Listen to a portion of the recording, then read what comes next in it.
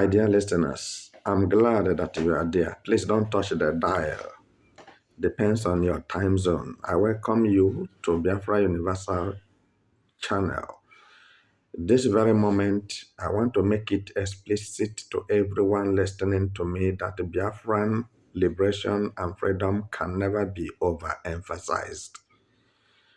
Until Mazi Nnamdi Kanu and Simon Ekpa are released and Biafra is confirmed a complete sovereign nation, because without that, the infiltration of Fulani Mietiala terrorists is growing geometrically. Yes, I have heard many comments, both good comments and bad comments. Some people told me that I should begin to overtake the communities and the villages in Biafra land. But brother, not as you think, because there are people who are there before me, named Biafra government. And the Biafra government doesn't have the thought or thinking of overthrowing the government or dethroning the government or overtaking the government. For your information, those of you who feel like I should just do it and take over everywhere, if it's not that I cannot do it, but if I do that, many people will die. And it will affect my people seriously, Biafrans. It will affect them. Meanwhile, I am trying to save them. Why should I then do something that will make them to be destroyed and their livelihood? So, if the Biafra government have given me the go-ahead order, given me their word, and they are standing solidly behind me, that whatever happens, that they will be there for me, and nobody will blame me if anything happens, then the full courage to make sure that Mazi Nnamdi Kanu, only me can do that with my men.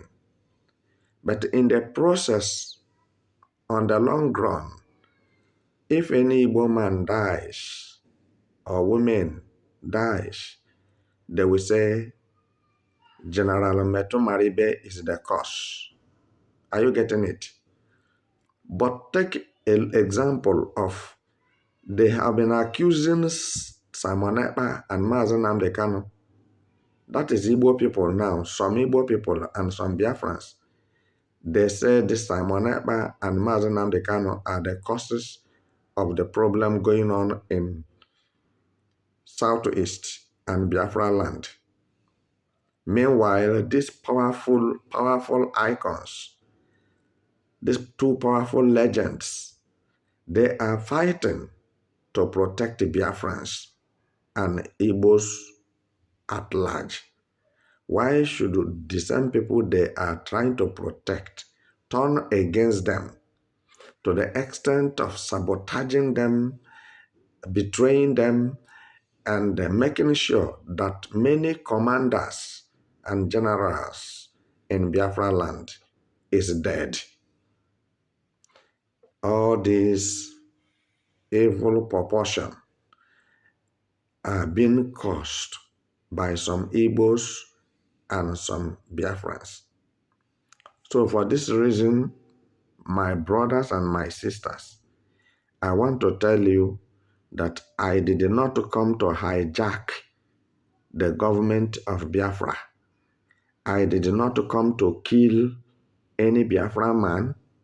I did not come to kill any Igbo man. I did not come to tax Biafrans money. And I did not come to ask any Igbo man money. All right?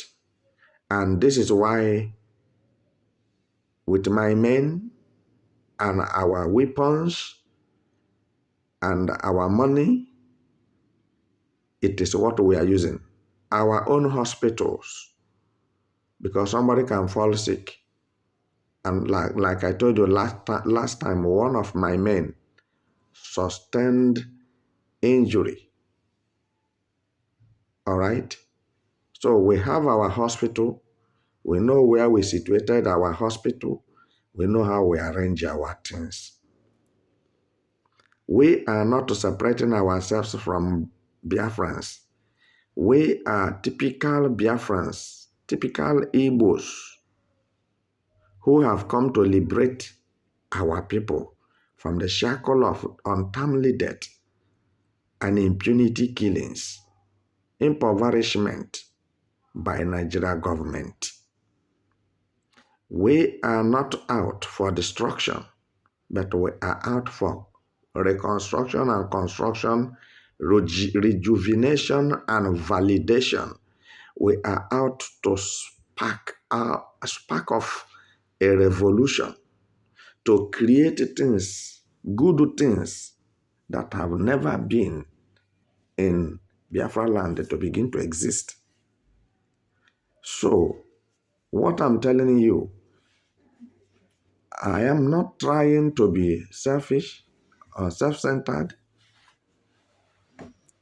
and I cannot promise you that only me, as it stands now, can take Biafra out of Nigeria. This must be done by our indomitable leader, Ohamadike one of Biafra land, Mazi Nnamdi Kanu, and his vice, the Prime Minister of Biafra Republic in exile, Obatobie, Mazi Simon Ekpa. I respect them. I obey them. I walk by their instructions, whether they are there or they are not there.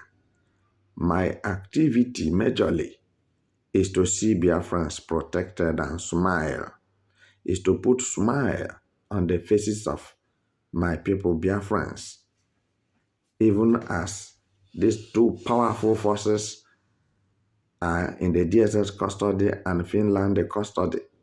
Biafra land will never be empty.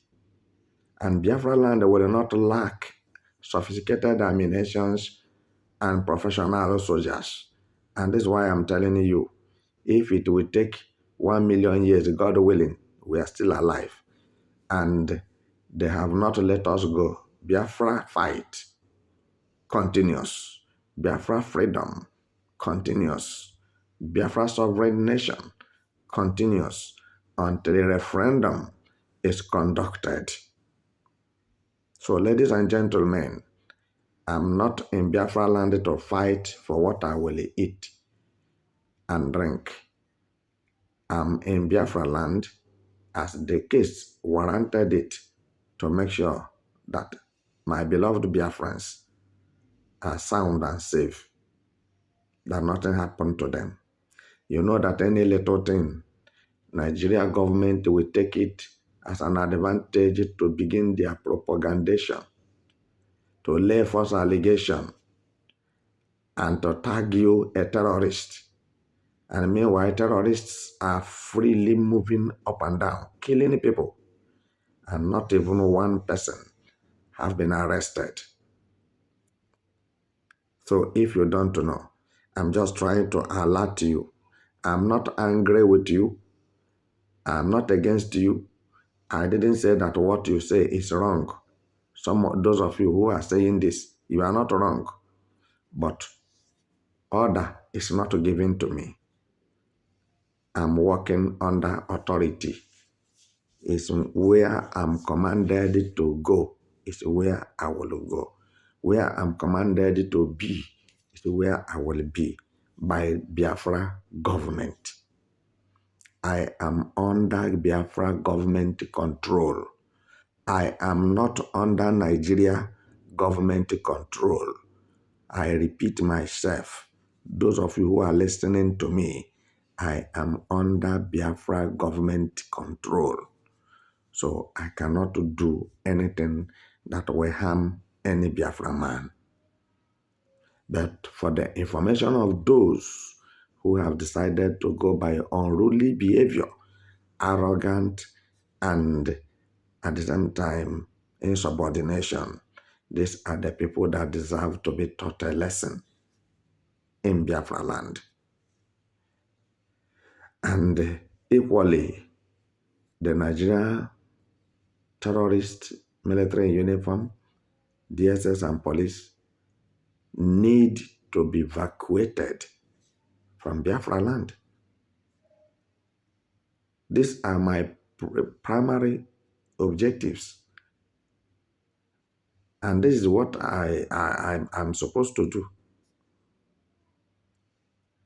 To sanitize the forests and the bushes where the Fulanese hides, to rape our mothers and our grandmothers, kill our fathers in their farmlands, rape our sisters, murder pregnant women, and many more. So I don't like it. And that is what I'm fighting against. I'm fighting against the injustice being done to Biafrans by Nigeria government. I'm fighting insurgency. I'm fighting terrorism. I'm fighting evil in the land of Biafra. I'm not in Biafra land for political game or political decision or political opinion or political contest. No. I'm not dragging land with anybody. I have my men, which if you like, believe me. If you like, you don't believe me. I know where to send them and when to send them, and the result they bring it to me. Igbo land is very big. Biafra land is very, very large, very, very big. It's not what one person can control, except you send that one person. Forget about money. Money is not the problem, but the authority. It will be said, who sent you from the first place? Did your people send you? Did the Igbos send you? Did the Biafrans send you? If Biafrans will wake up tomorrow, today, and say they need General Metomaribe to take over the Biafrans problem, and without anybody keeping grudges with me, and without anybody murmuring or soliloquize, otherwise, what is there? It's a matter of professional soldiers and the money. With the money, all things are possible. Believe you me, that's what the Bible says in the book of Ecclesiastes chapter 10 verse 19. With the money, all things are possible. Now you can see what is happening in Biafra government in exile, where nobody knows who is deputy prime minister. How many deputy prime minister does a country have? Is it not only one? But how many does Biafrans have? They have many. And many of them who doesn't know what they are doing are Igbos. And they liaise with Asari Dokubo and Tinubu, that is General Christopher Musa's boys, to kill the youths of Igbo people, which you know that the youth, the strength of every country is their youths. The strength of every country is their militaries. You will not say, you have not seen my contribution immensely for this struggle. I leave you.